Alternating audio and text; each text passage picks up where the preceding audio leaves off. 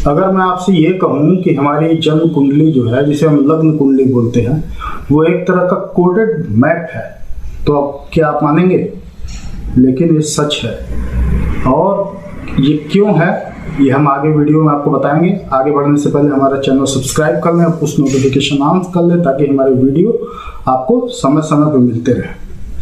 अब आप पूछेंगे कि ये कुंडली एक मैप कैसे है? तो अच्छा ये बताइए कि जिसे ज्योतिष की बेसिक जानकारी न रहे, वो कोई भी शख्स समझ सकता है कि उसकी लग्न कुंडली क्या इंडिकेट करती है? नहीं।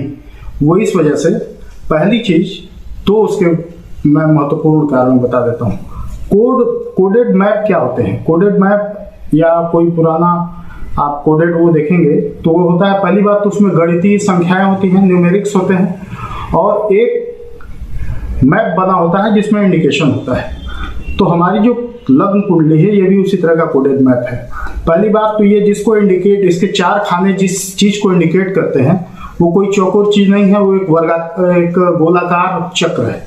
मतलब 360 डिग्री चक्र को रेक्टेंगुलर साइज में बताया जाता है, और 360 डिग्री को आप 12 बराबर हिस्सों में बांट लें तो उन 12 बराबर हिस्से जो होंगे वो अर्धगोलाकार होंगे और लंबे होंगे, लेकिन उनको जैसे कोन की तरह होंगे, लेकिन उन अर्धगोलाकार कोन जैसे टुकड़ों को चौकोर खानों में बांट दिया जाता है 12, और वो इंडिकेट करते हैं।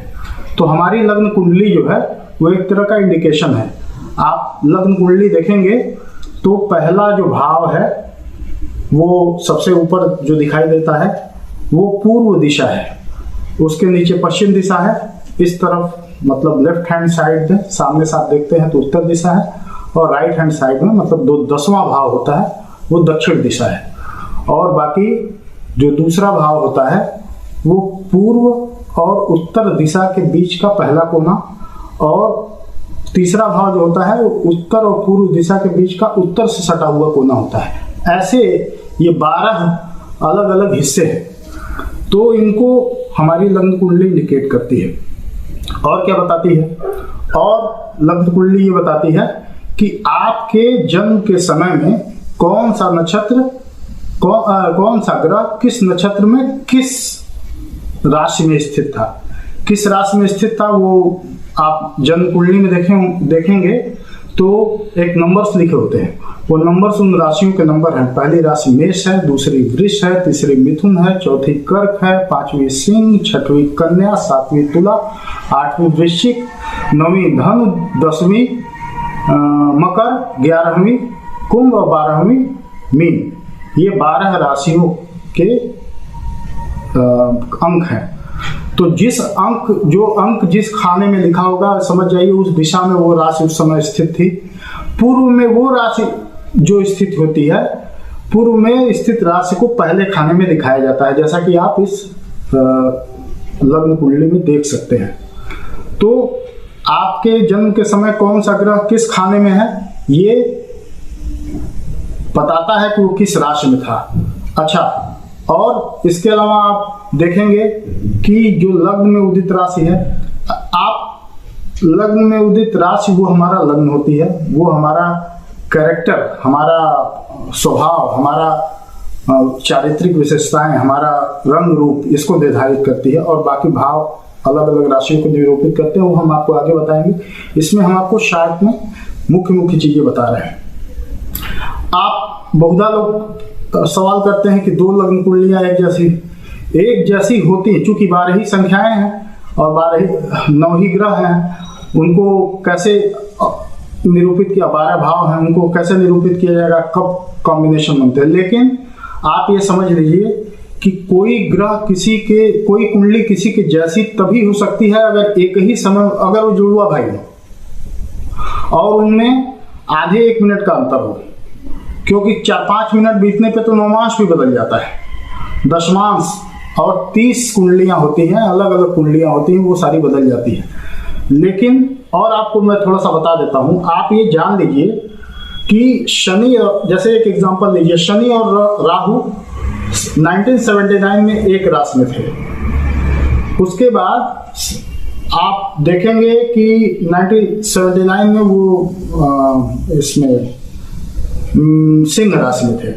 उसके बाद आप देखेंगे कि 91 में वो एक साथ आए। फिर उसके बाद करीब करीब 2013 के लास्ट में वो एक साथ आए, लेकिन अलग अलग राशियों में। जिस राशि में शनि और राहु आज कंजक्शन कर रहे हैं, उसी राशि में सेम कंजक्शन वो फिर 144 साल बाद करेंगे।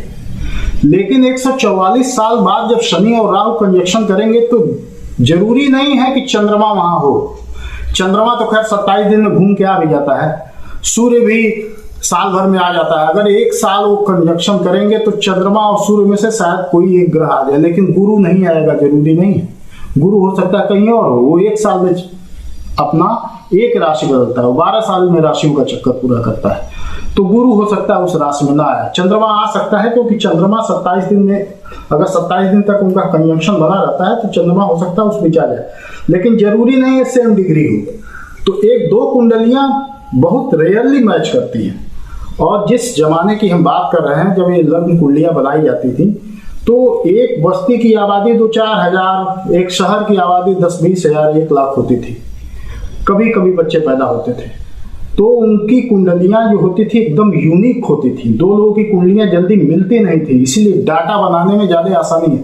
आज क्या है, आज दुनिया में हर सेकंड लाखों बच्चे पैदा हो रहे हैं।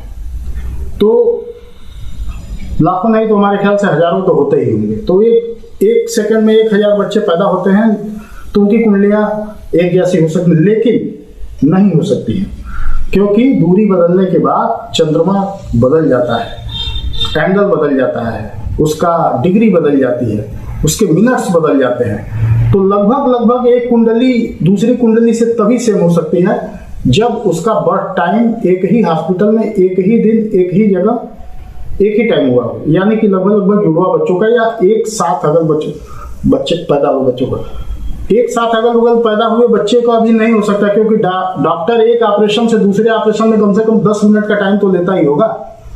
तो अगर ऑपरेटेड या डिलीवरी से बच्चे होंगे तो कम से कम उसी हॉस्पिटल में होंगे, तो भी एक ही डॉक्टर अगर डिलीवरी करा रहा है तो कम से कम 10 मिनट का अंतर, 5 मिनट का अंतर उनके बीच जरूर होगा। तो आप ऐसे इसको समझें कि एक कुंडली एक यूनिक नक्शा होता है, लेकिन चूंकि अब पॉपुलेशन बहुत तेज बढ़ रही है, 6-7 अरब हो गई है, इसलिए बहुत संभावना है कि मैच कुंडलियां आने लगी। लेकिन अभी उसमें और भी चीजें हैं जिनको हम आगे जानेंगे, कैसे एक कुंडली से दूसरी कुंडली डिफर कैसे होती है, इसका साइंस क्या है, और बाकी ग्रहों के स्थिति से। अभी जैसे मैं शनि राहु की बात बता रहा था, मैंने बताया जैसे हो सकता है गुरु दूसरे भाव में रहे, हो सकता है बुध और शुक्र की कहीं और युति हो, तो दो कुंडलियों में अंतर हो ही जाता है। आप चाहे कितना भी कहें, उसको कितना भी जनरलाइज करें, लेकिन आप जब गहरे देखेंगे तो उसमें अंतर होगा। आगे हम और, अभी इस वीडियो में हम इतना ही बताएंगे, आगे हम और वीडियो में आपको विस्तार से बताएंगे कि और ग्रहों के उससे, और कौन से ग्रह किस लग्न के स्वामी होते हैं, कौन सी राशि के स्वामी होते हैं, और इनका वैज्ञानिक आधार क्या है, और इनसे कैसे आदमी जातक का जो कैरेक्टरिस्टिक है, जातक की जो शैली है, जातक का जो व्यक्तित्व है, वो कैसे प्रभावित होता है। तब तक के लिए नमस्कार। हमारे चैनल को लाइक करें और अच्छा लगे तो वीडियो शेयर करें।